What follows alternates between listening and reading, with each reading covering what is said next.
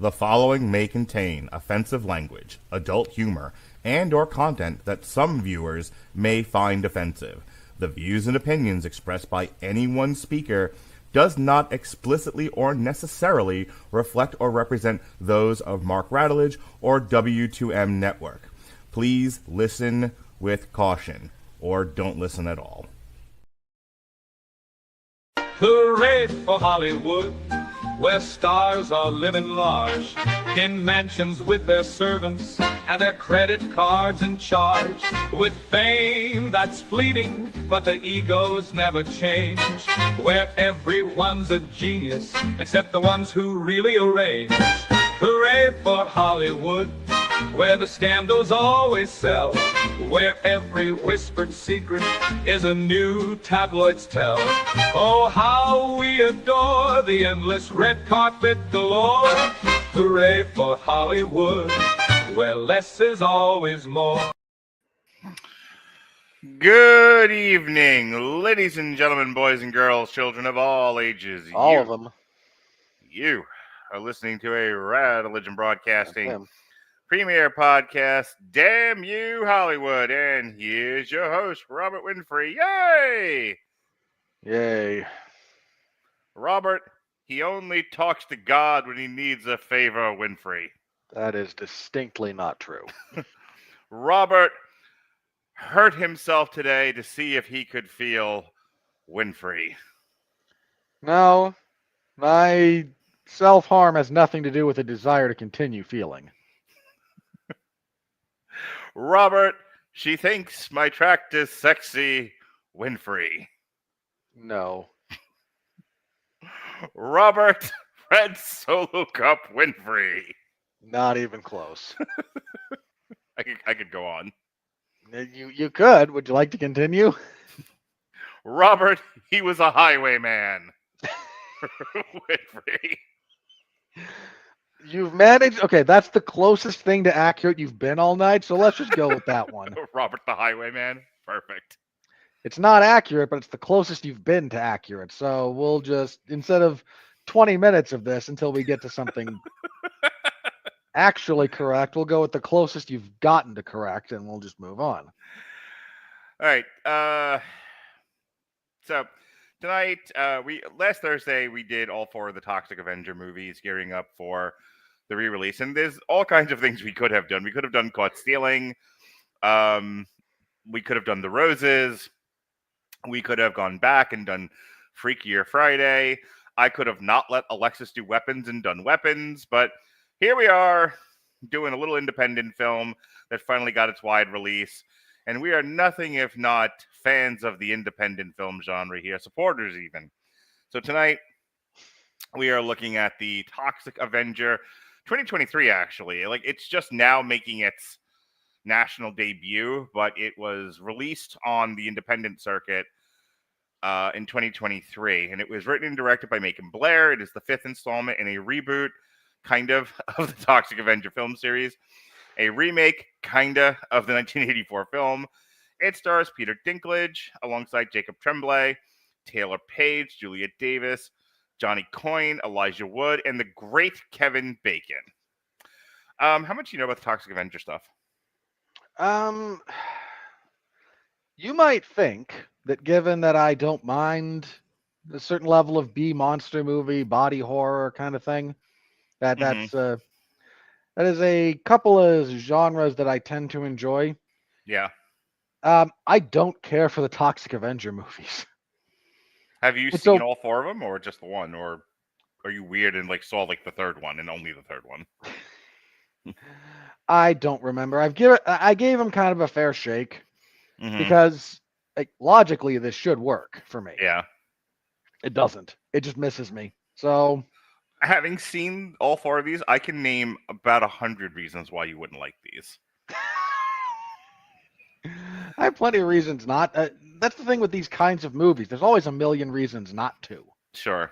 What's surprising is I couldn't find enough reasons to enjoy it, which normally for this kind of a movie, that's what you do. Yeah. Again, there's a million things wrong with it, but here's why it works. Here's what works about it. Here's what's good about it. in my experience with the 4 from last week, I really liked the first one. I wish they'd stopped. But lizard brain seems to be the prevailing wisdom of the culture. And because something works the first time and is popular, they keep doing it. As I said on the Long Road to Ruin, their motif seems to have been their modus operandi, their way of thinking. A lot of people really like this first one. We have a hit on our hands.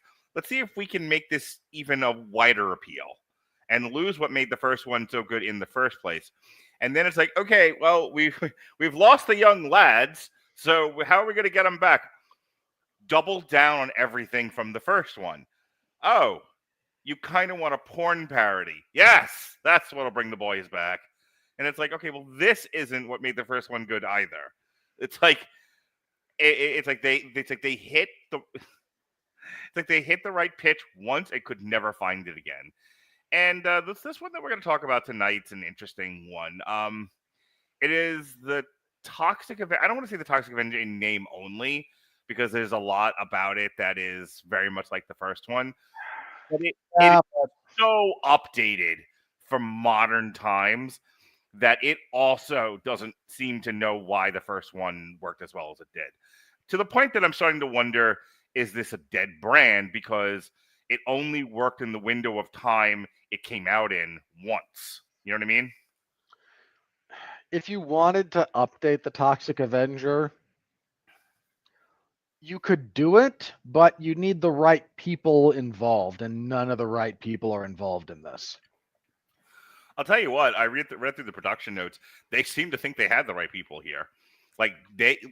Reading through some of the production wiki, they're of the opinion this works just fine. They would be. And those people are fools, I tell you. Look, I'm going to give you a little preview of my craft thing here. Yeah, do that and then just go into the plot synopsis. If you like the Toxic Avenger movies, you'll probably like this just fine. Mm-hmm. If you don't, well, they got some decent actors for this. I mean, people they had enough name actors that they're not taking it for the paycheck. They're taking it because they believe in what they were doing. The only one that may be borderline with that is the black chick that's in this, but she was in the Beverly Hills Cop movie. I don't think she needed this gig. She clearly thought she was in something that she thinks would lend some kind of punk rock credibility to her acting. Look, Peter Dinklage is only here because he's desperately trying to resuscitate his image into something not quite as self-serious and pretentious as he is. That's fair. This is the same guy that was in Pixels. So, is that the arc here? Is he was fine in Pixels and then he somehow became unbearable, and now we're back to he's trying to get to fine again? Pixels. I think he made Pixels before Game of Thrones. Mm-hmm. Or he shot it before Game of Thrones blew up. Yeah. And then he got pretentious and he got no, I don't think you should make I don't think you should use dwarf actors for the 7 dwarves in Snow White. Yeah. There's a subject. I think he has since come out and said I shouldn't have said anything. That's usually the truth. Peter Dinklage. He's the I don't even know what we're calling these people these days. Midget, little person, dwarf. Yeah. He's the dwarf actor that was on Game of Thrones. That's what he's most famous for. But he's done a whole bunch of other roles. Oh yeah, he's been acting for a long time. But he does stuff like this. She keeps asking me if he's the one in Elf. I don't remember if Peter Dinklage is an elf or not. Yes, he is. Oh, he is an elf? Okay. He is. Oh, that's right. He's the one that gets mad about the whole thing. Yeah. Okay. Yes, that's him. For the record. Everyone's like, oh, Christmas movies. You like Christmas movies? We should watch Elf. We should watch Elf, and I would rather eat a gun. I can't stand it. I would rather French a howitzer. That's awesome. Can I turn that into a Fra Diavolo song? I'm sure you could. All right, go ahead and do the plot synopsis. So we follow Peter Dinklage. He is a single father a single stepfather because he kind of got attached to a girl and she died and it was sad. And she left a teenage son, which is sadder.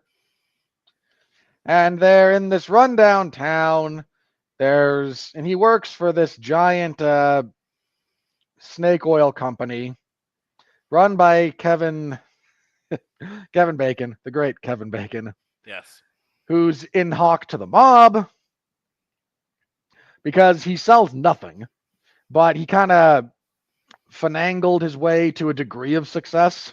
Yeah. And now the whole house of cards is collapsing around him and he doesn't know what to do.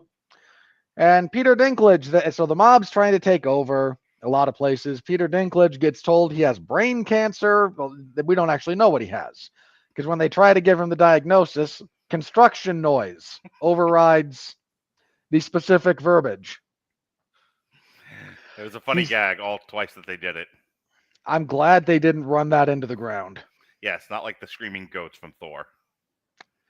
It's amazing what happened. It's amazing that this fucking movie, The Toxic Avenger Unrated, with the swirling penis and the corrupted toxic penis that pees his way out of being chained up, has more self-control than Taika Waititi. I'm sure that there are porn directors with more self-restraint than Taika Waititi.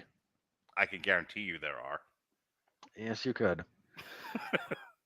Anyway, so he's told, there is a treatment for this, but it's very expensive. Maybe your health plan will cover it. So he calls the HMO that he has. It's the most believable part of the movie.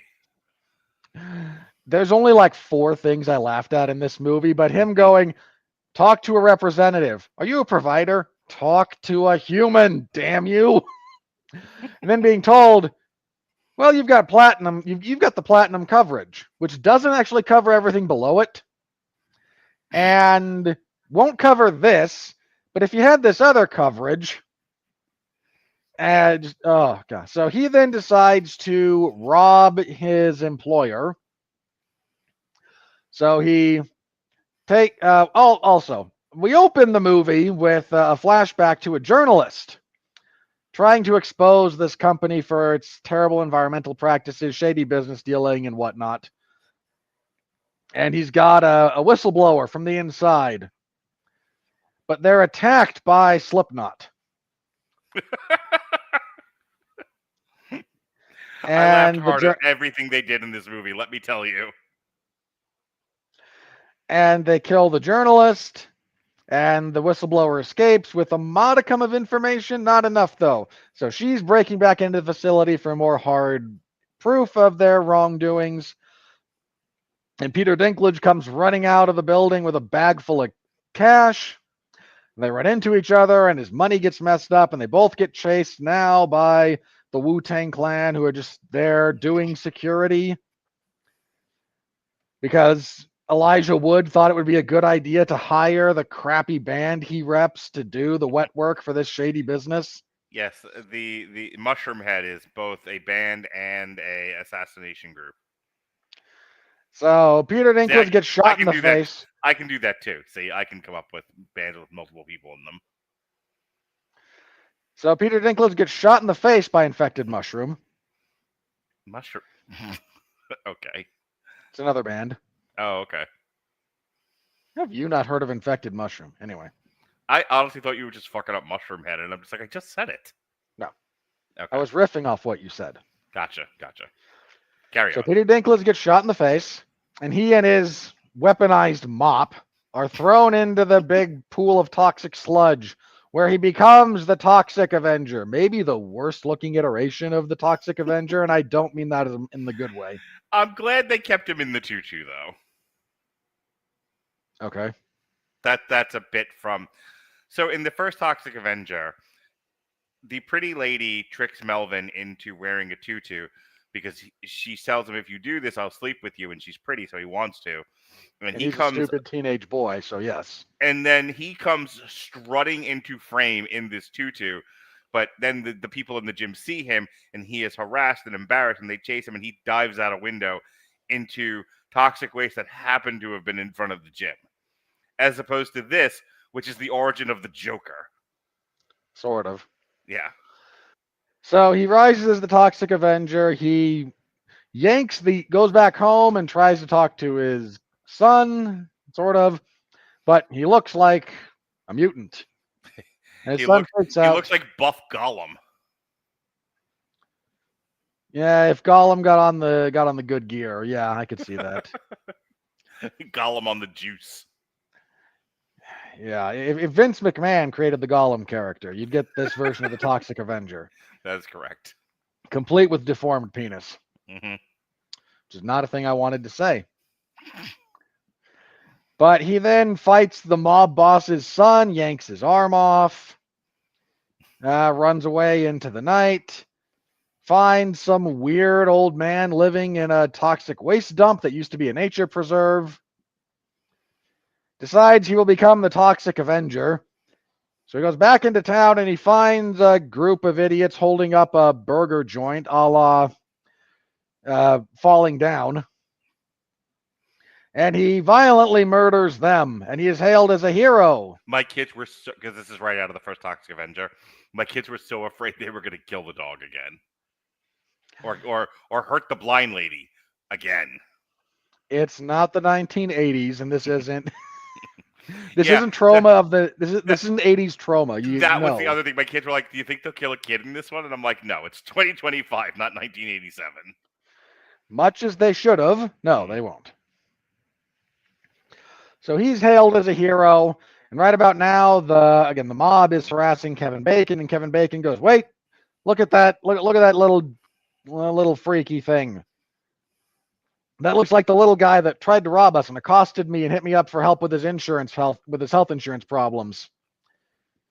And he's been mutated. And look at him; he's super strong. And he's got all this great stuff. This will be the biological breakthrough that will save my company. So capture him and we will experiment on him and it'll be great. We'll unlock the secrets of mutation and no one will turn into Magneto. Because that's not going to happen. Or Toad. Or any of the Morlocks. Yeah, we'll just get the Morlocks. So there's a few scenes where people are trying to catch the Toxic Avenger. He sort of talks with the whistleblower and they half formulate a plan. And then, like everyone has wanted to do, so his kid gets kidnapped. Yep. Is kind of the big thing. His son is kidnapped, taken to Chud Manor. Chud Haven, thank you. And the Toxic Avenger, before going to rescue his son, decides, if I'm going to die doing this, I'm going to live out everyone's fantasy. So he goes to a small music festival that's basically a county fair, and he violently murders the insane clown posse on stage. Grabs the mic as he approaches and says, "No, I'm not down with the clown." But what he actually says is, "Senator, you've got to do better." Because even in the Toxic Avenger movie, people think that just, doing a heartfelt speech will solve the problem. So yeah, he makes a bunch of unsubstantiated accusations against this company, and this is enough to spur movement from people. Yeah. Yep. So then he charges towards Chud Haven. The least believable thing in the movie. Easily. So he goes towards Chud Haven, and he gets captured, because of course he does. And then, while they're being captured, they experiment on him, and they're trying to get it right, and they can't quite get the mutagenic thing done properly, but they get close enough that when the mobsters show up to threaten to murder Kevin Bacon goes, "You know what, I'll risk it," and he downs a bunch of this stuff. And it mutates him into... Krampus. Yeah, kind of Krampus. So he kills the mobsters, and then his wife drinks some of this and turns into... the Bride of Frankenstein. Helena Bonham Carter. Sure. And right about then, the Toxic Avenger gets free by urinating all over the chains that hold him because his piss is caustic. He frees the whistleblower who gets all the information she needs. We get a big fight scene. His son is briefly thought to be dead on screen, but, not in this movie. But he is saved by Groomer Wormtongue, who is played by Elijah Wood. He's saved by the Penguin. Yep. Elijah Wood as Danny DeVito playing the Penguin. Yes. And again, we get our big fight sequence. Kevin Bacon takes a toilet bowl to the groin. There's a bunch of stuff. And there's a big explosion. Everyone's okay. Toxie comes to in a private hospital, where he's told that whatever messed all of you up, it clearly cured your brain, jackhammer. Whatever's going on up there is not a problem anymore. You're in perfect health, apart from your hideous physical deformities. Like the eye that just keeps falling out. Yes, that he can also like move around like a not a telescope, a periscope. Well, as long as you don't separate the optic nerve, that tracks. Sure. So he reunites with his kid. They've got a good relationship now. Everybody's happy, and the evil company is brought down. And the Toxic Avenger is now a hero to the people of this pissant city. What do they call it? Saint Roma, because we're playing on Troma, and in the original it's Troma Town. Right. Tromaville. Tromaville, yeah. And now he's a hero to these people, despite being a hideous, malformed, and multiple murderer. Violent, like not even trying to hide it. Like he killed the insane clown posse at an event. In broad daylight. There were at least a dozen people there watching that. There were children present. All right, so this is not bad. It's actually one of the better written movies I've seen this year. In terms of, I'm not talking about necessarily like comparing it to Notice or something like that. Like I'm not comparing it to what's going to be nominated for Oscars. I'm saying there were not a lot of logical inconsistencies. The characters actually have some degree of depth to them. Even like the whistleblower, she's actually kind of a fun character. She plays off Peter Dinklage really, really well. She's not shrill. They didn't girl boss her up. She struggles. You know, she has to be saved by the Toxic Avenger in a very funny bit. She's like, all right, I got to pull my dick out. And she's just looking at that could have been handled so poorly. And as most moments where someone yells, I got to pull my dick out off. And he looks at her deadpan and goes, I'm not a pervert. Yeah. It's, you know, and she, all credit to her acting and the way that scene is written. She's just like, as long as you don't cross a boundary here, I'm fine with this, whatever it is you're planning to do. And she sees that she's melting the chains with his piss. So, and then he's just like, okay, now that I'm free, I'll have better aim. And her fucking delivery of that line, oh no. Again, I don't think she's a comedian, but she has some really funny deliveries in this. I have to give her a lot of credit. Peter Dinklage is fine. Peter Dinklage is a classically trained actor. He can, like I said, his range is fucking Pixels to Game of Thrones to this. So, sometimes he can be very funny and sometimes he can be, Shakespearean. We both like to yell everything. Yeah. So I actually think he did a good job as the main character. Kevin Bacon is as good here as he was in Maxine. He's so slimy and awful. He's a lot of fun to watch. Even Elijah Wood, who doesn't have like a big role in this, but like as again Penguin / Grimer Wormtongue, he actually brings a bit of sympathy to that character. Like I kind of felt bad that he gets messed up in the end. Though as many bad things he did. I laughed hard at the band. I think they're like the Frying Nuns or something like that. They were so dumb, and they were intentionally like over the top, like violent and hilarious. Oh, they're metalcore. But the dancer made me laugh the hardest. Like at one point, because what this movie does, which comes right out of the old Troma films, is there's somebody always ADR yelling off screen. So at one point he's flipping, and there's someone just yelled "Stop flipping" at him. There's a bit where he actually flips too far and like hits something. Yeah, somebody yells out "No parkour" at one point. He did a lot of fun stuff there. His death being that he's like breakdances, misses his attack, and then keeps going until he falls onto something that explodes. Right. So all that stuff is good. The plot line is fine. Here's what I wanted to really talk about. The first Toxic Avenger is a horror movie. For all intents and purposes, a bullied man gets bullied to his own incidental suicide, falls into toxic waste, and then takes revenge on the town that hurt him. The only thing that kind of saves him is love. He finds a blind woman, kind of like, again, I mentioned this last week, like The Thing. He finds a blind woman who sees the beauty inside, and that calms him down a bit. But basically, this whole town is just full of fucking awful people, and he's killing them as many as he can get his hands on. That's kind of the whole Toxic Avenger. Now, it happens to be that in a lot of, like I said, a lot of those cases, he's killing a lot of bad guys. And then the kind of sum total of the Toxic Avenger is trauma, and this becomes a recurring theme throughout the next three movies. So long as I'm here, evil will never get its clutches on Tromaville again. That's the only thing that saves this from being basically a nightmare, Halloween or Friday the 13th. Because without that, it's just a monster running around ripping people's limbs off. The Toxic Avenger takes from superheroes, but is really parodying, satirizing slasher films. That's not what this one's doing. This one is legitimately parodying superhero movies. This is, for all intents and purposes, a superhero movie. You have a down-on-his-luck protagonist who's forced against the wall to make a decision he doesn't want to make. He ends up having an accident because of it, gets superpowers.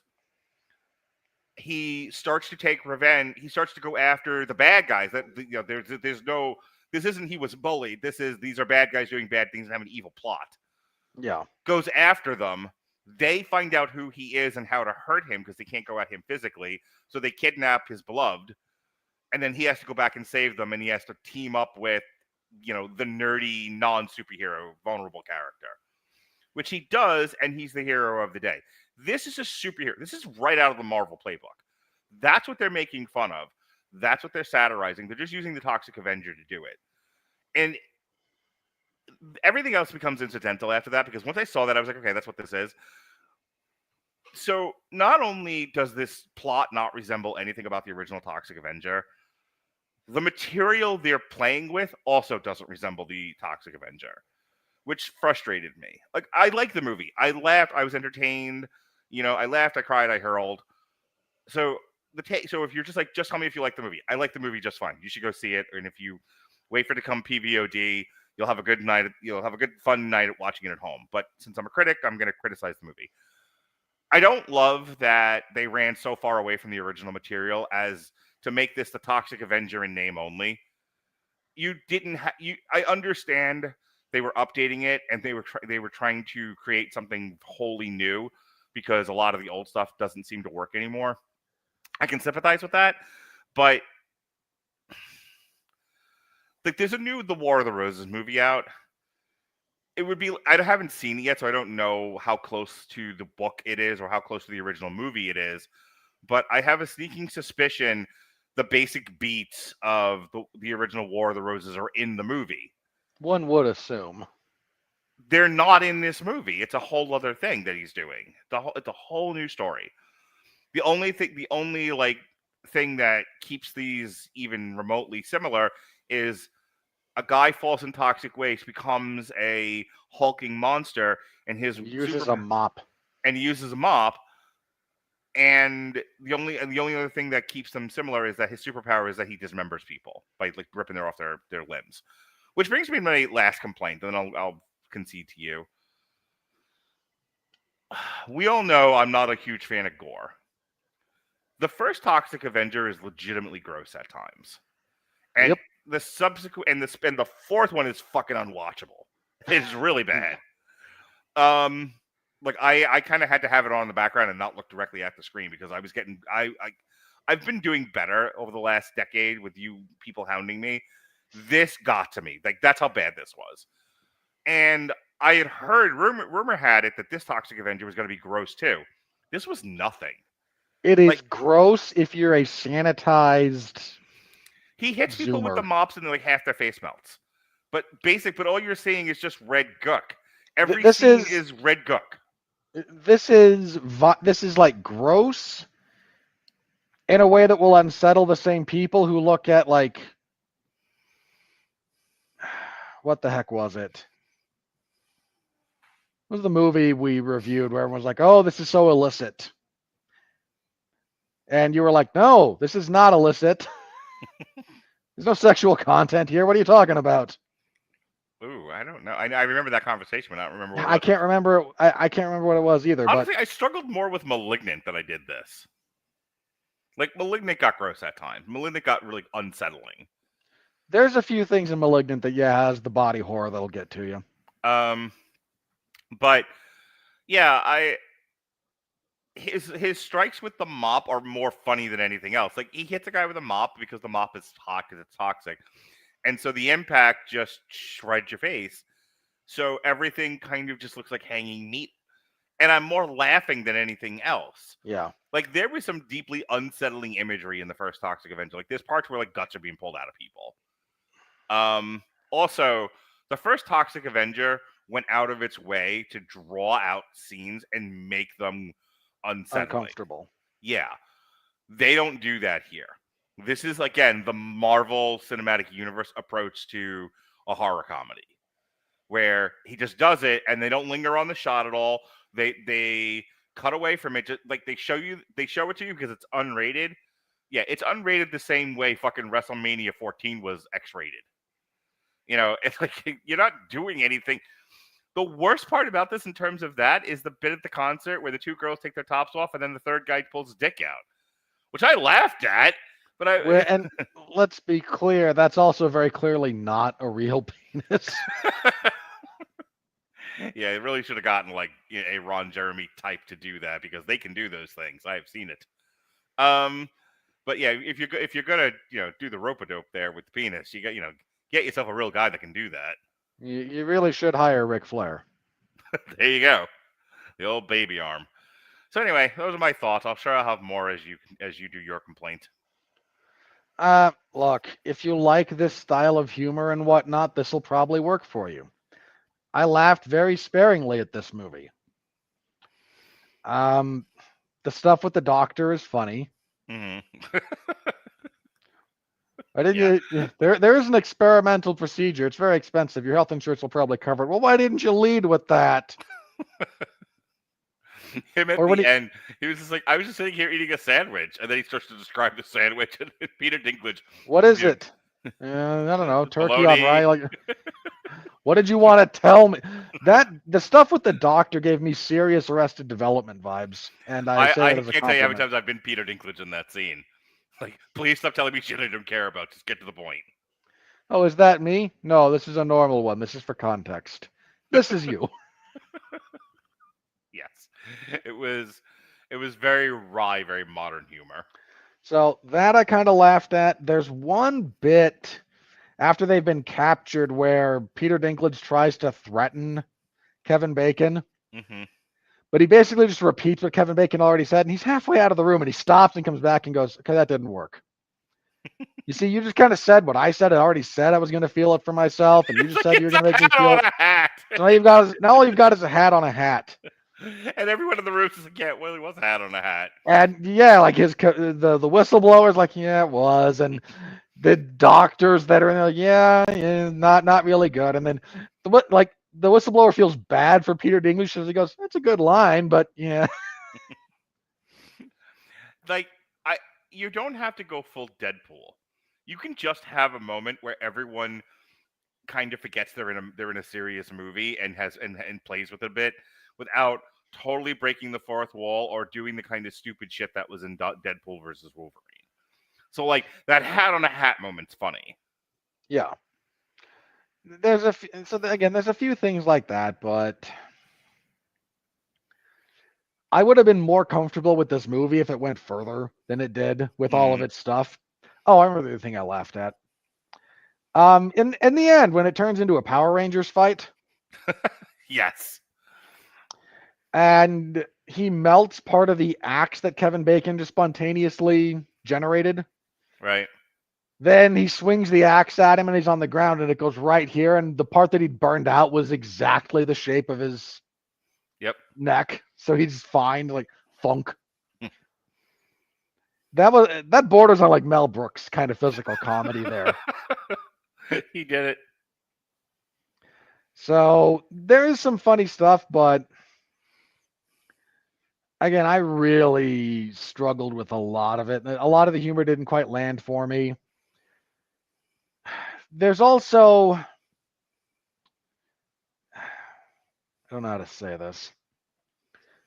There's some central conceits to this story and this world that we inhabit that I'm not willing to make. It's too dumb a place to actually exist. Okay. And that just means I wind up not being able to fully invest in what's going on. Can you give me an example of what you're talking about? Because I'm a little lost. The mobsters, like, trying to take over the world's worst, like, section of town. Like, boy, I sure do hope nothing bad happens to your cat. Okay.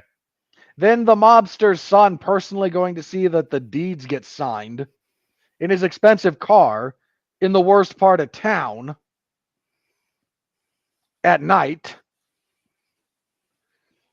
All of the newscasts. Oh, I laughed at that stuff. That felt very Zucker Brothers Kentucky Fried Movie to me. Like I was waiting for her to do "I'm not wearing any pants" film at 11. That would have been funnier. Again, I can see what they're trying to get at here, but it just doesn't land. And because it doesn't land, I'm stuck with this. I'm stuck with looking at this going, so that's a news broadcast in this world. How are you on the air? How is this still a thing? Okay. And so there's a lot of stuff like that just doesn't quite click for me. Give a few other positives. There's an aesthetic to this movie that is every bit as grimy and dirty as it should be. Mm-hmm. Nothing about this movie looks good in the sense that it's all supposed to look ugly. I honestly thought this was going to be a lot worse than it was within the first 10 seconds. When they're doing that flash with all the color filters and everything, I'm like, oh, this is going to be a fucking head trip. And then it wasn't. I was waiting for this to turn into like Hobo with a Shotgun. Yeah. Oof, Hobo with a Shotgun's a rough watch. God, it's just a bad movie. There's so much of it that's just so dumb. But that point being, like, when that's where my head's like, oh, maybe we're going that direction, and then we kind of get what we get. It just doesn't quite work. It's very 2025. It's just like, we're gonna freak the people out. We got an unrated movie here. This is sex and violence, and then it's so tame. Like, there's sex. There's 2 topless shots. Yeah. Right. And a penis. That's and the worst dildo. of it. Yeah. Well, I saw more graphic. There's more graphic nudity in frickin' 28 years later than there is in this. I think you and I have commented on this a lot over the last 2 years about how we don't see anything that really goes for it anymore. Like when you think about like the 80s and 90s, and I would say by the 2000s is when this starts. But it doesn't. But the 80s and 90s got so bad that your starting point is so high, it has a far place to fall. But now, 20 years later, we've hit this place of like you talked about like there's no eros in a lot of movies anymore. True. There's like the concept of like pushing boundaries and presenting something like an irreversible, which we'll talk about I think later this year. Or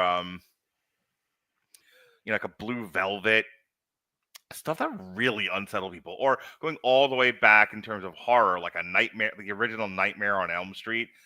Like there was some really like grossed up, unsettling stuff that has stayed in the culture for like 50 years now.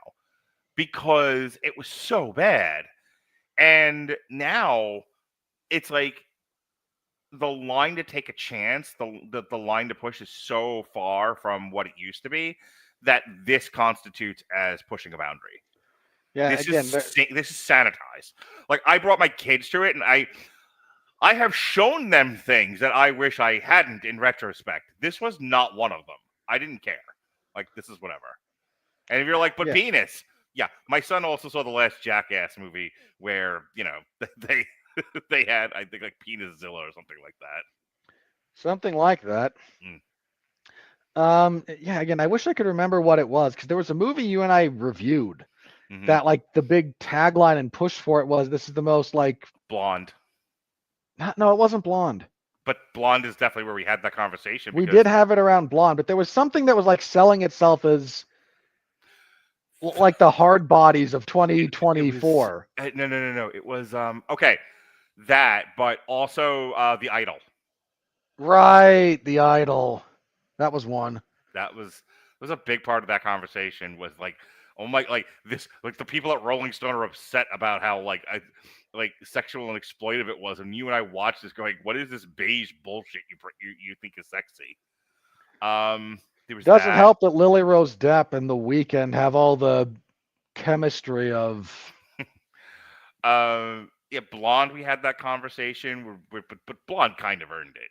Like, there was some rough stuff in Blonde. Blonde earned us having that discussion, because there's stuff in Blonde that should have... Man, I wish Blonde had actually been willing to go for it in places. Yeah. But they weren't, for whatever reason. Yeah, there was something like, I want to say earlier this year or late last year, that like you and I spent a giant chunk of it lamenting the fact that, man, whatever happened to, you know, Porky's and Chained Fury? Well, you and I didn't review the Jennifer Lawrence. Yeah, the Jennifer Lawrence movie. We've had conversations about it, but you and I saw it with Melissa, but you and I never reviewed it. I think I might have. I talked about it with Neil and Chris briefly. Yeah, I know. I remember you talking about that one, because that's one where she's like supposed to take the guy's virginity, and yeah, it was supposed to be a return to like the raunchy sex comedy. It was sold as that, and then it was absolutely nothing like that. Yeah, and no hard feelings, right? You and I, because it was part of one of our money segments, is what it was. You and I talked about, I brought up No Hard Feelings because it's supposed to be like a return to Porky's and Revenge of the Nerds and the raunchy sex comedy. And so here's this MILF who's dating this barely 18-year-old teenager, and she's going to show him a good time, and there'll be lots of hooting and hollering. And the best thing about it is Jennifer Lawrence fighting people naked on a beach. That's as bad as it got. Yeah, there is something about modern culture, and this started, I want to say, maybe around 2010, give or take. Like, again, the early 2000s is a guy fucking a pie. You know, like, and this is a Page I know what movie. This is. Hang on, no, I just had my epiphany about this. Okay. This is Tom Green's fault. Go on. Because he released Freddy Got Fingered, which I've never seen. No one should see it. I legitimately think that movie should not exist. Okay. I don't say that about most You have an things. interesting thesis here. Don't ruin it by going off on tangents. No tangent. That movie was so bad, but it's the wrong combination of super transgressive with high notoriety. Because, I mean, you've watched, like, all those, like, trans films that you guys do every June. And you mean the Pride films, Robert? No, hang on. Because not all of them fall into this. I can't remember, like, but the Waters, the John Waters stuff. That's it. Oh, yeah. You're talking about the Trash trilogy. Yes. Okay. Sorry, it took me a minute to remember who directed them. Those are... But, hang on. But they also have, like, no audience outside the intended audience. That is correct. John Waters was extremely niche. Still is. Yeah. Freddy Got Fingered was it kind of got blown up. there was a lot of discussion around it. There was a lot of it got a lot more press and hype than other transgressive films like that. Right. And it was so irredeemable on every level that the pearl clutching was actually kind of justified. Mm. And that's the point at which the pendulum wildly reset the other direction. Yeah. So, much like many things wrong with the world, Tom Green. But I actually think that's an interesting point, that it's kind of Triple H saying why the Attitude Era and specifically like the TLC matches had to end. You know, his comment of, we're going to kill a guy if we don't pull back. So they pulled all the way back to John Cena in the PG era, where there's no blood. What constitutes as too aggressive is choking people out with a rope or a tie. Well, in one case, it was John Cena doing it to Umaga with the ring rope, and everyone lost their fucking minds over it. You know, meanwhile, these guys fucking blowing each other up and hitting each other with weed whackers, but that's besides the point. Well, the John Cena Umaga stuff takes place in this weird area where they're exiting Ruthless Aggression going into. Right. But then by the time we get to Daniel Bryan, and he's choking out Justin Roberts with a necktie. Just to set this up for context, because people are like, why are they talking wrestling? Because you have to understand the point we're trying to make. You can trace what happened to the culture through what happened in wrestling. At the end of the Attitude Era, guys were falling from the roof. No, I'm not making a joke about Owen Hart here. I'm talking about the TLC matches. Guys were falling from the fucking roof, basically, onto their head. And they had to stop doing, because they did 3 of these, and they had to stop doing them because they were going to end up killing a guy. From Foley's going off the cage to Jeff Hardy's being speared midair, they were like, all right, enough already. We're going to stop. And then it was like from that point on, we get to John Cena in the PG era, which you're right. Like, if you kind of mark the transition, is his Royal Rumble match with Umaga, where he's choking him with the ring rope, to fucking Daniel Bryan, who's part of a terrorist group, basically. The Nexus was like this rebel group that was trying to upset, the power structure of the WWE. They were like setting everything on fire. And they were supposed to be like wildly out of control. They were rebels throwing tea into the fucking sea. And there's Daniel Bryan, who takes the announcer's tie and just chokes him with it. And Daniel Bryan gets fired because it's too aggressive. The period from Umaga choking a guy the same way to fucking Daniel Bryan in character doing it that far. That's why this movie, that's why, like, drawing this all the way back to the Toxic Avenger so we can move this on. That's why I struggle with this, because this is yet another example of, we are so far down like the PG rabbit hole that even something that is supposed to be salacious and over the top and boundary pushing is sanitized by comparison. I would have a harder time showing American Pie to my kids than I did this movie. I'll give you the last word and we can move on. I would completely agree with that, for the record. Yeah. Dude, your daughter would never forgive you if you subject her to American Pie. I might have. She's going to the Warped Tour, I think, later this year. I might have to just wait till she goes to that and just show it to Jonas. But don't do that to your son either. Why is he banging a pie? I'll tell you when you're older. Yeah, don't do that. But that's the thing. It's like, that's where we are right now. Like, This is tame. For what it's supposed to be, it's tame. Super. I got nothing else on this one. If you like this style of movie, you will have a good time with this one. If you don't, this is not going to be much of a hit. I think the last thing I'll say in this movie's favor, it is blissfully short. An hour and 42 minutes. They knew not to overextend this thing. So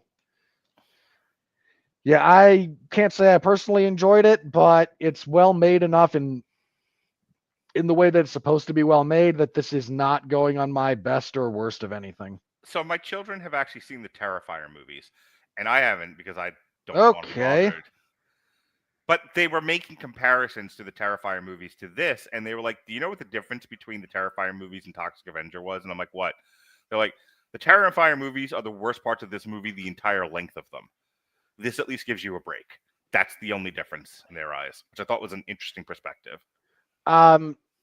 There is nothing in this movie remotely close to as deliberately graphic as the Terrifier stuff. Not even close. Well, then we have successfully deadened my children's senses. If your children have seen Terrifier 1, 2, and 3, they are impervious to everything at this point. I think so. I think Jesse's daughter has also seen the Terrifier movies. Which one? Because he's got one who's like in college. That's the one. Well, okay, look, if you're in college, you make your own decisions about this kind of stuff. I can't help you. I don't know. They might be watching them as like a family movie night for all I know. Like his wife's on TikTok. They're watching Terrifier. Mongo's fucking lifting up cars and tearing them in half. I don't know what happens in Jesse's house. I'm just telling you that his daughter, his college-age daughter, has seen the Terrifier movies. Okay, and look, I'm just saying, man, showing Terrifier to your 11-year-old kid is a... Okay, for the record, I didn't do this one. I own up to my mistakes. I showed my son to show me your tit scene from Bad Lieutenant. I have my own problems. Yeah, that's a choice too. It's on YouTube. It's on YouTube. They watched Terrifier at the X's. It's her fault. Her fault. Okay. Yeah, look. Co-parenting. It's great.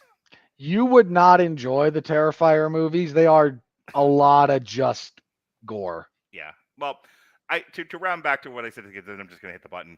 Like, having sat through the Terrifier movies, they were like, I didn't see anything worse than this one than those movies. Not even close. Think that's how I think they, in their own circle of internet and social media usage, got the impression this was that level or worse, and it's far from it, according to that. Oh, yeah. No. This is not even close to the Terrifier franchise. Yeah. All right. So with that said, now that we've said that a number of times, here comes not a lot of money. We're in the money. We're in the money.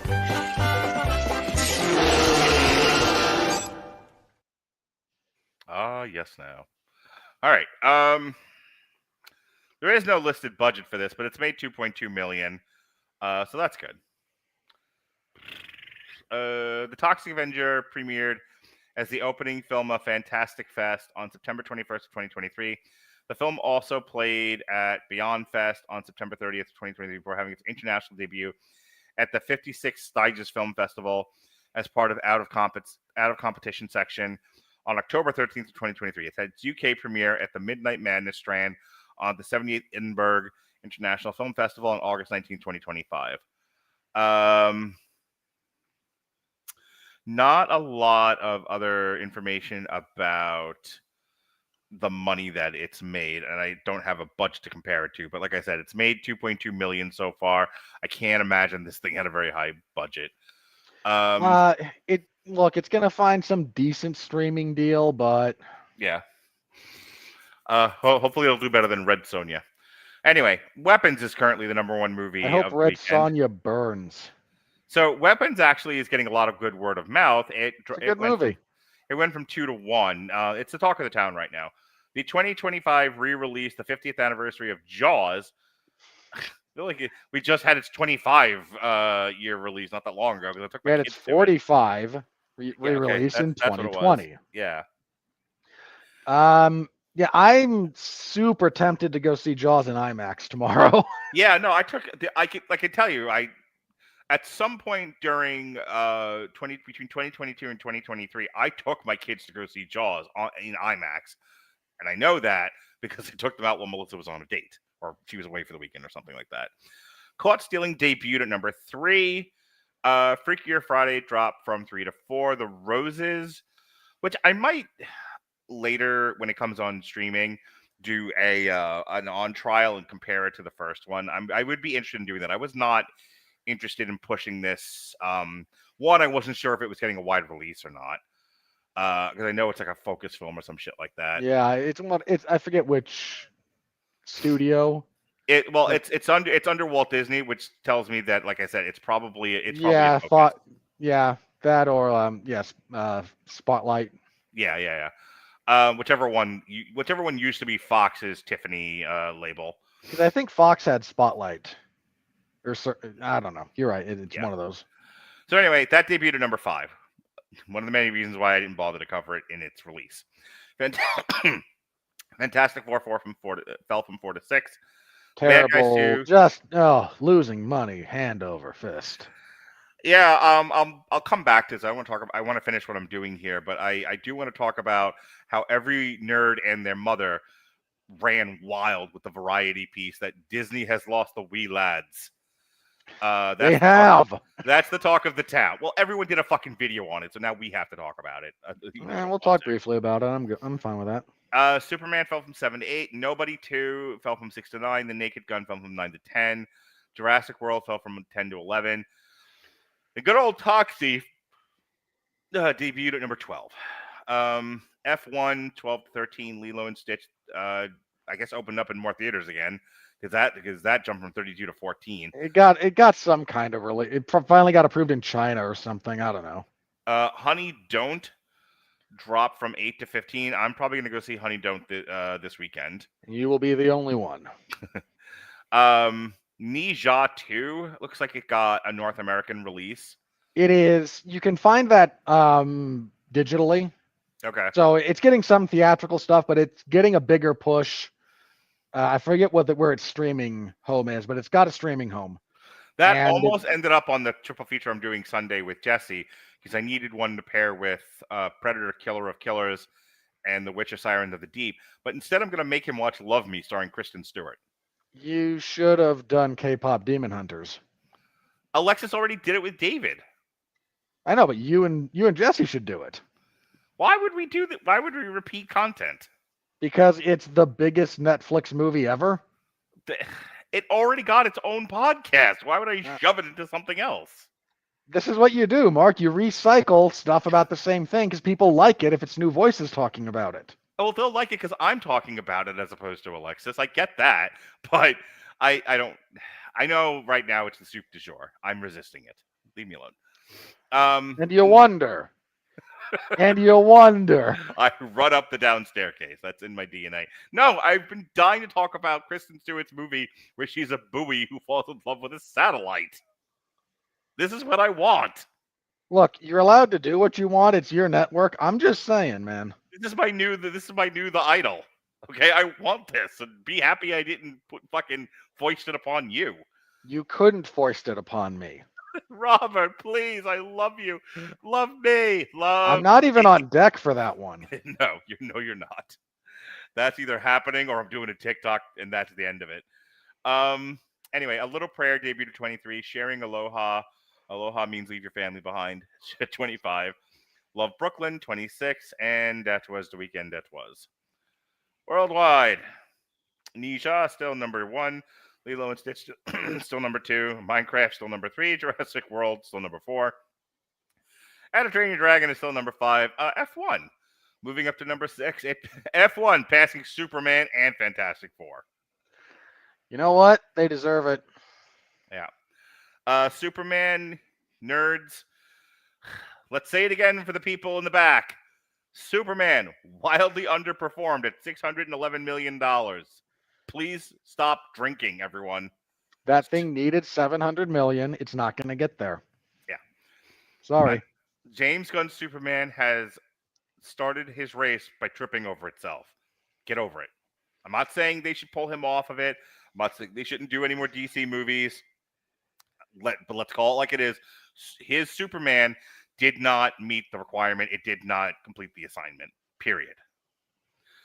Mission Impossible is at number 8. It's $598 million. Fantastic Four, barely in the top 10 and probably won't last once Wicked comes out. Like if it's this far down at number 9, you've still got, really quick, moving into October, here's the fucking list. After one battle after another, we've got and the Smashing Machine. We got Tron Ares, right? Maybe. We've got the Black Phone 2. I'm not saying these are all going to be top 10. I'm saying this is the competition. Statistically, one of these has to push it out of the top 10. I can tell you there's 2. I guarantee you Fantastic Four and Captain America are both falling out of the top 10 when it's all said and done. You've got Wicked and you've got Avatar. Oh yeah, by far. But even before that, just because I like to read lists, because I'm like Wes Anderson, you got Mortal Kombat 2 at the end of October, No. and then you've got kicking off November. We've got nothing, but I'm gonna make you watch Bullworth. You're gonna make We me got watch what? Bullworth. I'll explain it to you in a minute. Predator Okay. Badlands, Maybe. The Running Man, That one's got an outside shot. Wicked Part 2, which That one. that's gonna be in the top 5 more than likely. Eh, Zootopia 2, yeah, that one probably knocks it down too. Five Nights at Freddy 2, which No. my son's like, I have lost all interest in that IP, but I still want to see the movie, with his exact words to me. Bad Lieutenant, just kidding. Yeah, and then Avatar on the 22nd. So, how about it, Marvel? How fucking about it? There's not going to be a Marvel movie in the top 10 when it's all said and done. Yeah. Superman made Cyclops obsolete. All right. That's our friend here from Sweden. Like, he is from Sweden. I like meatballs. So yeah, there's not going to be there's not going to be a single Marvel movie in the top 10. So which transitions us into, I'm not going to bother pulling up the article. Basically, every video that did Echo Chamberlain said something about it. Fucking Sydney Watson, whatever the fuck her name is, said something about it. Critical Drinker said something. Obviously, because he comments on everything. Neurotic said something.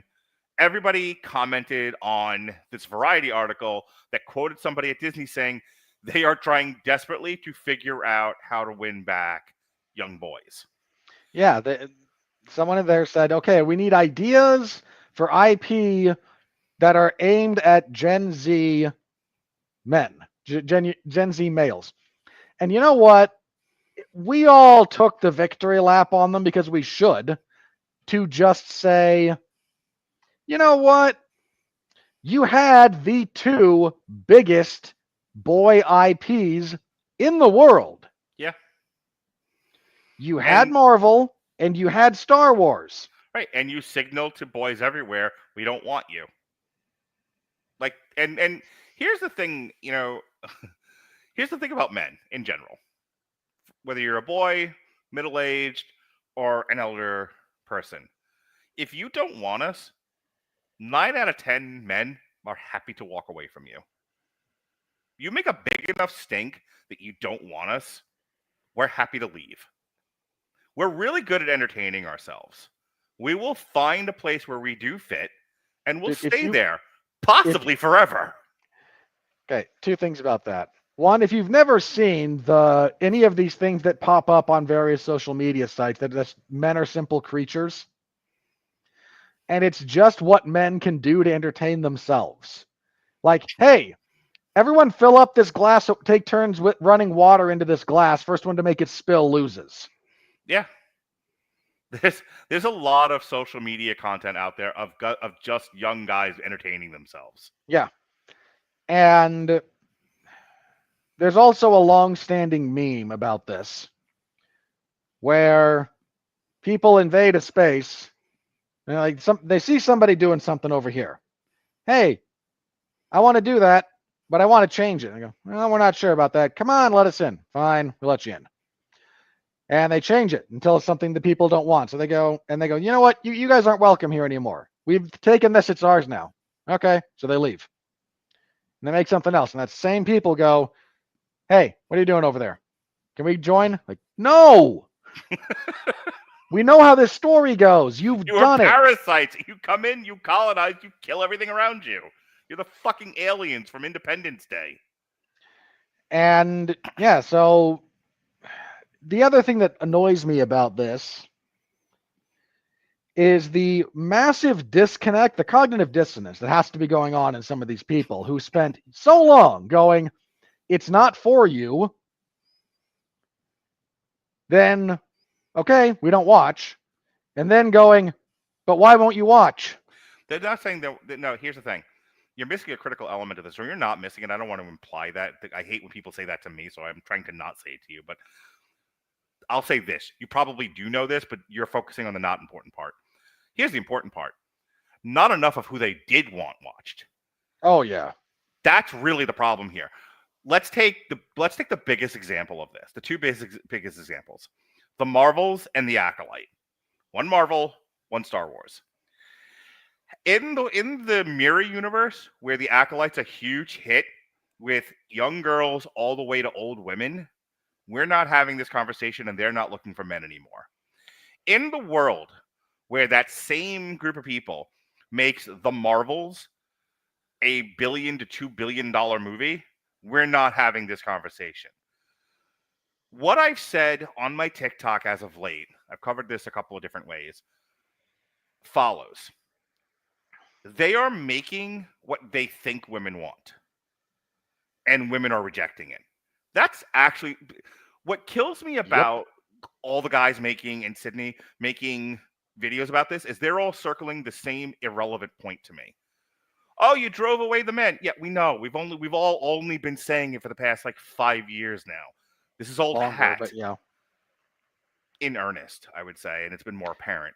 Yeah. What's not being talked about is how, not enough at least, Echo Chamberlain sometimes brings it up, but he also, not enough people are saying what the real problem is Disney couldn't figure out what women want either. And then it's like, okay, but you're only talking about the boy brands. No. I don't know if you saw fucking Snow White, because no one did. That $200 million on that piece of shit. More, but yeah. Okay? And if you're just like, but the women only go to, no, the women all went to go see Wicked.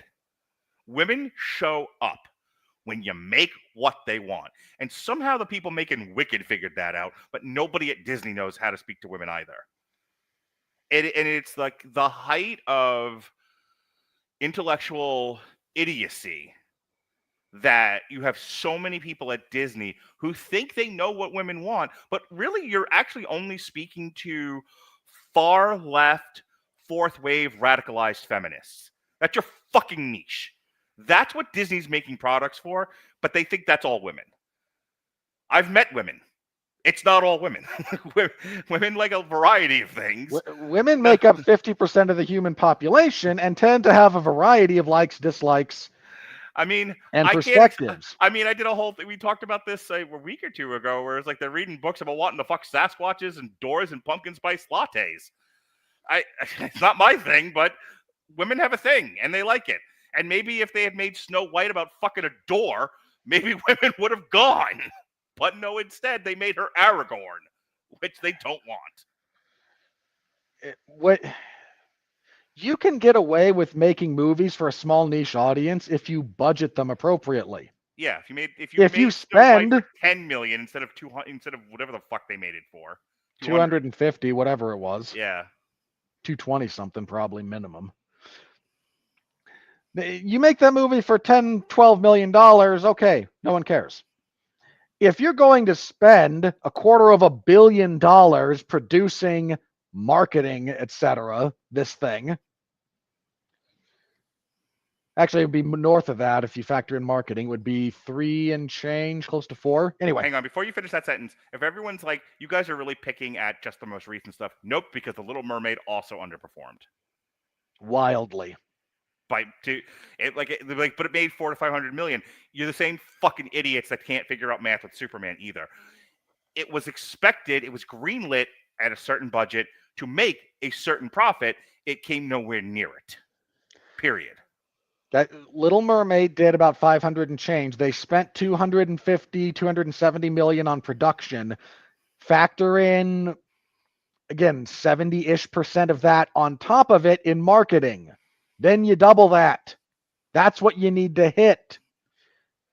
I know you didn't love it, but like Cruella, and it's hard to talk about money with Cruella because it came out during the pandemic and it was day and date and all of that. But I don't recall hearing a lot of people, like we talked about it. We had an argument about it. It's fine. We argue about everything. But it's 5 years later and I don't hear people talking about Cruella. Because no one remembers. 5 years later and I don't hear people talking about Mulan either. Because no one saw it. People who have seen it don't like it. Look, I'll tell you, Mulan lost money. For the record, they spent way too much on it, and well, no, everyone. you can't. That's not fair, though. That's a pandemic day and date movie. But what I'm getting at is, if my argument is you're not making movies that women like, you think you're marketing towards women, but you're missing that target. I have 5 years of evidence. Yeah. Never mind the money these things didn't make, because in some of these cases, it's an apples to fucking oranges comparison. So throw the money out. Let's just look at, did people actually like these movies? Do they talk about them now, 5 years later?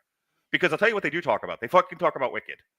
Okay? They talk about 50 Shades of Grey. They talk about Downton Abbey. They talk about Twilight. I'm still hearing about Twilight from women. Yeah. I'm not asking you to accept it. No. That is a just reaction to that, to me believing you. Okay? Even Wonder Woman girls liked. People First one, the first one. The second one, ugh. But that first Wonder Woman people like. So you've got Mulan, you've got Cruella, The Little Mermaid, fucking Snow White, because we skipped a year. So now 5 years and 4 movies, and not a single one appealed to women. Not one. So this malarkey that's in this article about, like, we've lost the wee lads. You lost everybody, Disney. Everyone. I don't know who you're. Stop making movies for the 1% of fourth wave feminists. They don't fucking see your movies either, by the way. Have you talked to one of these people? They're not watching this shit. They're watching Euphoria. Yeah, no, you're right. This is what happens when you make movies for a California echo chamber. Yeah. Like, if you're going to spend $200+ million on production, another 150, give or take, if not more, on marketing, what you need is a movie that genuinely appeals to, statistically, the average of women. None of whom want to be Aragorn. None of whom want to be leaders. None of whom want to be empowered about being. None of whom want to be the one rescuing the prince from being shot with an arrow. No, they want to be banged by doors, pillows, coffee, and fucking Sasquatches. Okay, you're reaching for a niche of your own, by the way, for the record. The books tell me differently. The books tell me differently. No. That's like saying that, hang on. That is the other niche. That's the niche on the other end, is what you're talking about. I thought it was bigger than that, but, based on the statistics I quoted, but I'm not going to argue with you. Again, you've got to just kind of take what they think they're operating to, the percentage that they're actually marketing towards on the left end. The number of women actually like doing the bizarre romantasy thing on the other end, it's about the same pool of people. They're just on the extreme ends. All right. So to make your point for you, you're talking about a middle ground that doesn't want to be Aragorn, but also doesn't want to fuck a door. Got it. Yeah. Congratulations. Be normal. Just be normal. Make movies for normal people. We don't know how. All right. Again, you've so lost touch with what it means to be normal that you can't look at someone without a septum piercing and recognize that they're a human being anymore. Okay. Speaking of BDSM and beating things to death, I think we're done here. Yeah. The money's... Look, man, we know the next big couple of movies that are going to kind of sweep up the remainder of the money for 2025. Yep. That's just where we are. Yeah, I was iffy on Tron. I saw a full trailer for it today. I still hate that they're doing Tron movies for a variety of reasons, and I'll talk about it when we get to Tron Ares. But I actually think the movie will... I don't know if it's going to be a big hit, but I think it'll pull a decent audience. Look, it's going to do okay. It's not going to do great. Jared Leto's not a lead. Yeah. For this kind of a movie, and that's a big problem. Mm-hmm. Feels like they only made this movie to promote the ride, by the way. Little bit, yeah. And the entire notion of, they're going to come to the real world and all the physics from their world suddenly work in the physics of the real world is unbearably stupid. The Tron movie back in the 80s is such a quaint movie for very really nerdy people who were just discovering the home computer. That's why I don't think Tron works now. But I will see the movie and try to watch it with open Look, eyes. I was okay with Tron Legacy. It wasn't my favorite anything, and I know Mhm. everyone else creams themselves over Daft Punk. I don't. Mhm. But I was okay with it. This is like, we've lost the plot. So Bulworth. Okay. Okay. Would you like to know what Bulworth is? I kind of would. Okay. I'm making you talk about this. This is my for you, my idol. All right. So it's a 1998 movie. Okay. Wait, I've heard of this. Keep going, but the name is suddenly ringing a bell. An American political satire black comedy film co-written, co-produced, and directed by and starring the great Warren Beatty. It co-stars Halle Berry, Oliver Platt, Don Cheadle, Paul Sorvini, Jack Warden, and Isaiah Washington. The film follows the title character, California Senator J. Billington Bulworth, as he runs for re-election while trying to avoid a hired assassin. The film originally received generally positive reviews and a nomination for the Academy Award for Best Original Screenplay, yet narrowly failed to break even on a $30 million budget. I have heard of that. I've never seen it, so I love this movie. It's one of my it's one of those it's one of my favorites, but I never talk about it because it's fucking Bulworth and there's never been a sequel. It's not a comic book. It's a Warren Beatty vanity project that nobody really understands, but is really good. And you're the only person I want to talk about this with. I saved it for you. I put it in a damn you Hollywood slot. Not even Jesse's getting a piece of Bulworth. This is only a Robert Winfrey. wow. This is only you're suddenly quasi-monogamous with this IP. Quasi, yes. I'm quasi-monogamous with everything in my life. But saying nah. Yes. Leaving that alone. Anyway, I desperately want to do an on trial for Bulworth with you. I think you will have an interesting time with this. Okay. I will take that ride with you. Right. If it's a catastrophe, you'll owe me. Well, no, some of this you're going to be aggravated with me, but it's one of those where like I want to do this because I need to push him. I need to stretch Robert Winfrey just a little, and this will stretch you. You think Bulworth's going to stretch me? I do. Wait, what is this, Stu Hart? Yes. I think it's going to stretch you a little bit. All right. Halle Berry. That's all I'm going to say. Not doesn't do anything for me. No, I know it's not because she's hot, but because of other reasons. This is like me doing every David Simon show with Jesse. This is that experience in one movie with you. Is this before Halle Berry learned how to act? Like she went straight from Flintstones to this?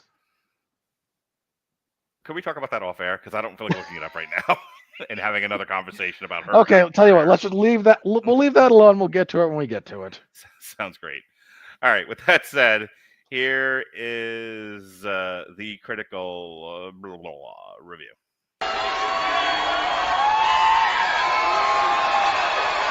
Are you ready? No! I said, are you ready? No, God! No, God, please, no! No! No! No! I haven't gone on a good rant at all. That's why I don't like it when guests are on here, because then I don't get to go on good rants. And that was a good rant. I feel like when I put this up, when I throw this into Notebook LM, it's going to select us talking about the Disney article as the TikTok and nothing about the Toxic Avenger. That tracks. Anyway, 83% on the tomato meter, 85% on the fan meter. When we digs the deeper, it's 94 for top critics. And then all critics dropped it to 83. That's interesting. Verified audience is 85. All audiences is 81. There's a lot of audiences that are on your wavelength about this. A lot of the critics. What do you mean? They kind of get what it's going for, and there's a lot of people that have a nostalgic attachment to the IP in general. So okay. This Sean is Burns. also not going to be reviewed by a lot of the actual I My hope favorite Black is- Robert Winfrey reviewed this. There's a lot. This is going to be largely reviewed by the audience it's intended for. Sean Burns of North Shore Movies. A relentlessly good-natured effort, squeaky clean in its CGI blood splatters, and careful to make sure only socially acceptable targets are punished. Yeah. Again, the fact that this movie doesn't have the stones to be as transgressive as it needed to be is the big knock against it. Yeah. Nicholas Bell of Fish Jelly Films. While the reverence for the outrageously silly original cult classic is often on full display, the effort undertaken with the Toxic Avenger remake never mutates into its own memorable entity. An impressive cast congealing it to flavorless consequence. Little harsh, but not wholly wrong. Oscar Goff of Boston Hassle. That's what I drink when I go to the swinger party house. I drink a Boston Hassle. Sure you do. Ultimately, I can't quite That recommend. code for strychnine? What? What? Ultimately, I can't quite recommend the new Toxic Avenger as it's simply not quite successful at what it's trying to do, but I do appreciate that it's trying to do it. That's fair.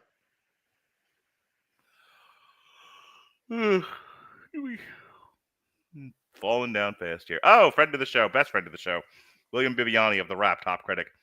A heartwarming, horrifically violent homage. Not horrific. Oh my god. Dude. Like, I love William, but the most lovable Drek ever produced outside of the studio system.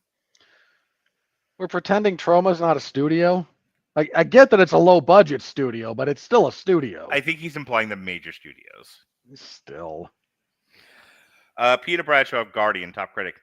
As satire, a spoof of both superhero movies and scary movies, it is abysmally obsolete. On its own terms, it's horror comedy. It achieves neither scares nor laughs. Oh, that's not true. I laughed a lot at this. There again, I didn't laugh a whole lot, but I can see the comedy. I can see the humor in it. That said, man, you and I talked a little bit about this. Like, how do you parody the modern superhero movie anymore? You've got The Boys, and they're kind of doing everything there is to do with it. Yeah, really. By the way, so you and I are like lamenting the loss of the transgressive on film. On TV, it's alive and well. The Boys being the best example of that. You can find it in the niche of various streaming sites, you're right, but even The Boys at this point is almost self-parody. Well, I guess if you're going for that sort of Sam Raimi, Ash vs. the Evil Dead, throw everything at the fucking screen, but also remember that boys and girls like boobs and in vaginas and penises. The Boys are still doing that. Yeah. Okay, we'll get to the final season when we get to it. I am not looking forward to that at all. The podcast, the show, none of it. I'm looking forward to it just to see what insanity we have for a finale. I wish it had ended with season 3 for a variety of reasons. There's stuff about 4 I could have got behind, but there's stuff about 4 I could have got behind in theory. The problem is they wound up doing 4 just to get to 5, and it killed almost all the momentum. Kim Newman of Sci-Fi Now. You have to admit Dinklage and Bank can successfully replicate the hectoring, gurning style of the freakazoids who populated the trauma films of the 1980s and 90s. But it's also hard to see the point, and the laughs are very few. This guy's a little more on my wavelength about it, but even I was a little bit more positive than that. Oh, gosh. Again, this is a lot of the intended audience for it, so that's why you're seeing most people who kind of get what it's trying to do. Travis Hobson didn't love it. Of Punch Drunk Critics. Those who already love Toxie and his goopy crime-fighting ways will probably love it, but the uninitiated will understand why it's taken more than 2 years for the film to finally be released. He is not wrong about that. Mark Dustick of Mark Reviews Movies. The Toxic Avenger is perhaps the best version of this material that anyone could make. No. Saying both something and not much is nothing better than the original. Yeah, this is not as good as the original. Not even close. Amelia Harvey. I don't even like the original all that much. Amelia Harvey are frame rated. The Toxic Avenger lands in an odd space between being too subdued to be considered a true retelling of the so bad it's good classic, but not good enough to stand on its own 2 feet. Yeah, I can see where you're coming from with that. Here's the thing, though. I don't buy into the too bad it's so bad it's good thing. I think it was I think the charm of the Toxic Avenger was that it was overly appealing to a very small group of people. But that small group of people was peppered throughout the country, and when you're only having to fill up a midnight movie screening, who cares? Yeah. That's all you need. Like 50 fucking seats in the average theater back in the 80s, and you're only doing midnight screens. It's like the Rocky Horror Picture Show wasn't Avatar either, but people showed up, still in the culture. People went to the midnight screenings of the movies. Like, scale matters. And when we talk about these things, I don't think people keep scale in mind. Yeah. The Toxic Avenger, like I said, did not have mass appeal, nor should it have. But it was very memorable and overly appealing to the very small group of people. And those group of people also will watch the cartoon, the musical, go to the conventions. The girl I had on one of Dorian's various women that he brings me, because Dorian brings me women. I don't know if you know that. Yes, you sit like the great Khan atop your throne of furs. That's right. She had a whole bunch of like fucking Toxic Avenger shit behind her when she was doing the podcast on Thursday. Again, a couple 100,000 on a thing that doesn't cost a lot to begin with, but that 100,000 will buy everything you put out for that thing. Which, going back to Disney for just a second, is what they seem to have forgotten.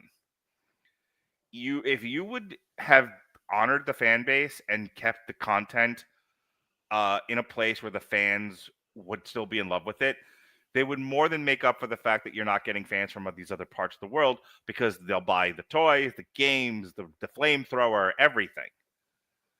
And they would say, piss on that. What we want is this other group of people who aren't interested. We want the anyway. modern audience, Mark. The modern audience that doesn't exist. There's a greater conversation to be had about the loss of fandom.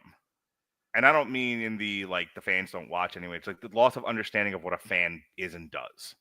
Yeah. But that's not today. Some other time. Yeah. We're talking about Bulworth. We'll talk about that because Mark's a giant fan. I am a fan of Bulworth. But if someone can find a Bulworth t-shirt, I will wear it. Neil Pollock of Book and Film Globe. The Toxic Avenger isn't for everyone, or even for anyone. It's not great. That's a bit much. It isn't even really very good, but it's definitely something else. Oh, you don't understand what you watch. How in the world can you waste that many words? All right. Last one here, and then I'll be done. Perry Nemiroff of Collider, top critic. A bonkers and bloody delight, Macon Blair's Toxic Avenger is a hugely enjoyable and rowdy escape. It also feels like a celebration of movie magic, especially the wild things one can create with ingenuity, practical effects, and a lot of passion for the genre. I like how the critics can't agree if it's practical effects or CGI, which from what I understand, there was copious amounts of both. Yeah, in fairness, if you mix them together just right, it does create the effect where you're not sure which one is which. And fair enough. All right, yesterday, myself and Jesse reviewed Paris Has Fallen. We had a lot of fun with that. That's better than it had any right to be. I was also TikTok live for Clash in Paris. So I covered Clash in Paris. What a terrible show for the most part. You poor bastard. You poor bastard. There were two good matches. Two genuinely quality matches. Wednesday, Alexis is reviewing Twisted Metal Season 2. I will be back on Thursday. It'll be myself and Shay. Just me and Shay. Just a little fun time with little Shay. And we're going to be doing Terry Gilliam movies. We're going to be looking at Time Bandits, The Adventures of Baron Munchausen. As I keep telling my son. The Adventures of Baron Munchausen.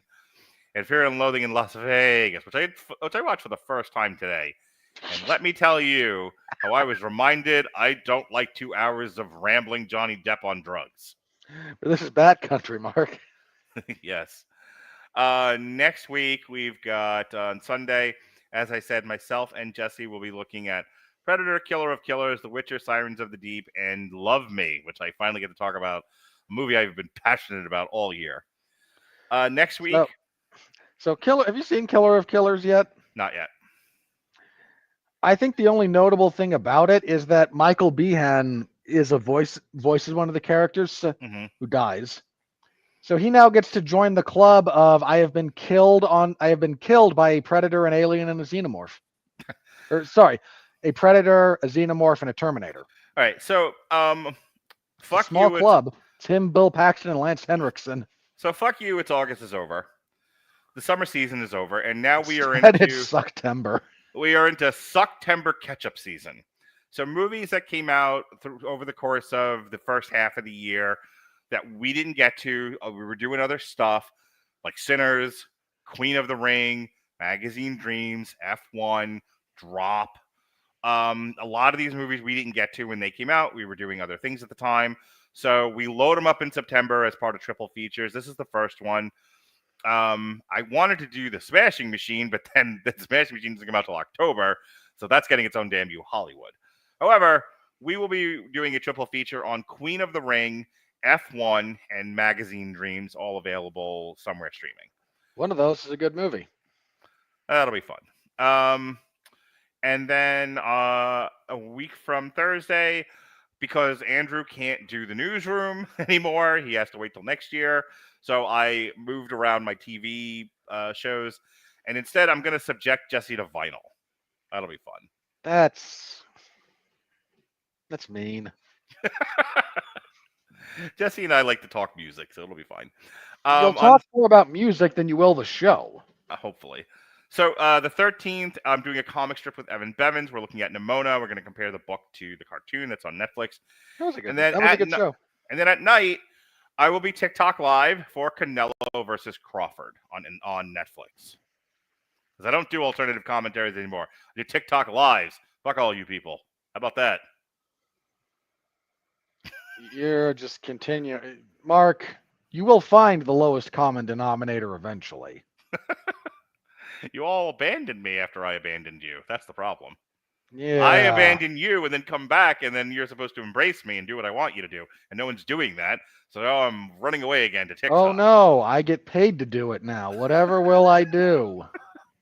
I deserve that. Without All right. hanging out with you for 6 hours on a Saturday, Okay. most of which is dead air that we're watching and trying to talk about. Oh, and then I almost fall asleep. That's the other fun thing about the alternative commentary. Frequently. Dude, have you heard me on some of the ones I did with Dan where we did the UFC and I was so fucking sleepy I stopped making sense. Yeah, I remember those. Oh yeah, I was like talking in my sleep at one point. All right, do your plugs. All right, you can find me covering mixed martial arts and professional wrestling over at 411mania.com. I pinch hit for Clash in Paris this last Sunday. Much like the Sunday previously, I pinch hit to do AEW and New Japan Pro Wrestling Forbidden Door 2025. Study and contrast between AEW and WWE. So, Mark, you watched Clash in Paris. I did. I was TikTok live. I don't know if I mentioned that earlier. You did. Real quick, tell me if I'm wrong about this. I'm going to give you my star rating for the matches. Okay. A slightly generous 3.5 for Roman Reigns and Bronson Reed. I agree with that. Okay. 3 stars for the Street Profits and Wyatt Six. I agree with that. 1.5 for Becky Lynch and Nikki Bella. I agree with that. Are you going to say I was being too generous? Because I thought I was at times. I made the comment on TikTok, there were giant holes in their wrestling that you could fly a fucking jetliner through. Like, all I could hear is Steve Austin in the back of my head going, "You want to tighten that up for me?" That's the opposite of snug. There's a lot wrong with that. The Donnybrook was next, if memory serves. On Forbidden Door, I watched them throw Darby Allin on his head. Nothing they did in that match mattered to me. It was fun to watch, but hang it broke on. up the monotony. But like their street fight, when you've already seen when I've had to sit through not only the fucking assholes in the arena part 28, but also Game Changer Wrestling versus Juggalo Championship Wrestling, where they're shoving fucking sticks in their faces. No Skewers, thanks. yeah. You get the skewers for the kebabs, and then you. Yep. So nothing there bothered me in that sense, but it was a well-constructed, well-wrestled match. I went 4.5 stars. Okay. Well, good for you. 4.5 again for John Cena and Logan Paul. That was good. And a generous 3 stars for the main event. And everyone yelled at you. Not really, believe it or not. Okay. So what's The your point? biggest gripes I've received are, one, I got somebody going, don't you understand that it's good that Triple H is letting wrestlers take time off? Because I brought up that, well, Bronson Reed and Roman Reigns didn't need 20 minutes. Yeah. That match was excessive. And it didn't need a 20-minute post-match angle. I was screaming about that on TikTok Live. Like, the first match was an hour. Yeah, they spent an hour on one match. Right. Didn't love that, but so I complained about it. I expressed my criticism. And the response I got was, but it's so good that Triple H gives wrestlers time off. Like, you're missing the point, my man. I'm happy for him to say, you know what, you got a movie to shoot. He's giving you time. You got a minor injury you want to rest up instead of working through it. Heal up. Good. If I have to sit through one more stupid stretcher job by the Seth Riders, because we've done this a lot, I don't need to see it again. We're doing it again? Oh, great. Like, it loses the effect. It has no impact when you see it for the umpteenth time. Well, again, on the other show, they threw a guy off a ladder onto his head and he walked out. Or you Roman have Reigns Kenny did- Omega taking an elbow drop and then spitting up a blood pack of blood after when Right. he's tied to the Again, stretcher. they had to fucking stretch Roman Reigns out because he got 2 splashes from King Kong Bundy. That's what that Yeah. amounted to. Yeah, again, my point is not that I want Roman to be on every week. If he's got something to do and he does, then okay. I don't need another stretcher job with, 4 tsunamis from Bronson Reed, who I watched lose to Johnny Gargano. Like, I don't need that. I don't need this badly paced show. And a bunch of people were like, again, missing the point. So that one, I had a few people going, wait a minute, the show has 2 4.5-star matches on it, and you barely gave it a good rating overall. Like, guys, a show rating is not the average of star potential for matches. There's a lot that goes into it. We had a good crowd. That helped. That was a hot crowd and a really good-looking audience. Like, I actually, from an aesthetic point of view, I really enjoyed Clash in Paris. Oh, yeah, the French crowds are great. Mm-hmm. So the crowd helped a lot. Main event would have been lower without them, for the record. So crowd helped, but it's a badly paced show. Hey, did anything of real substance happen? Roman was written off to go film the Street Fighter movie. Oh, Seth Rollins retained. Who's surprised? And yeah, his wife, who I already thought was in the Visionaries, showed up. And Timu Marina Shafir joined the Seth Riders. Yes, I saw that meme. It's funny because it's kind of true. So, once again, if I'm supposed to grade the overall show, I got to, you know what? Because of the crowd and because there's 2 really good matches you should go out of your way to see, 7 out of 10. Good. And people get mad at me over that. And I don't know what to say. Okay. Wrap it up, Sonny. So I covered that. There was no UFC event on Saturday. There will be one this coming Saturday. They're also in Paris because the French government forked over enough money to get TKO to bring the circus to town. It's good. I'm glad to see the Arabs haven't completely taken over France. Well, it's still presented by Riyadh season, Mark. Did you miss that? They made it very clear. Oh, you're not wrong about that. Yeah, oopsie. So, yeah, and there's a lot of France versus Brazil on this upcoming fight night, believe it or not. There's a lot of French fighters against Brazilian fighters, so Nice. that'll be fun. Anyway, I have a preview of that card on the 411 Ground and Pound MMA podcast, so give that a listen if you're so inclined to the wide, wacky, wonderful world of mixed martial arts. I'll be covering SmackDown on Friday, UFC event on Saturday. And yeah, next week we'll be back here. We'll be back here like Sisyphus. Alrighty. Well, folks, thank you for joining us here on Damn You Hollywood. He's Robert. I have to pee. Be well, be safe, and behave.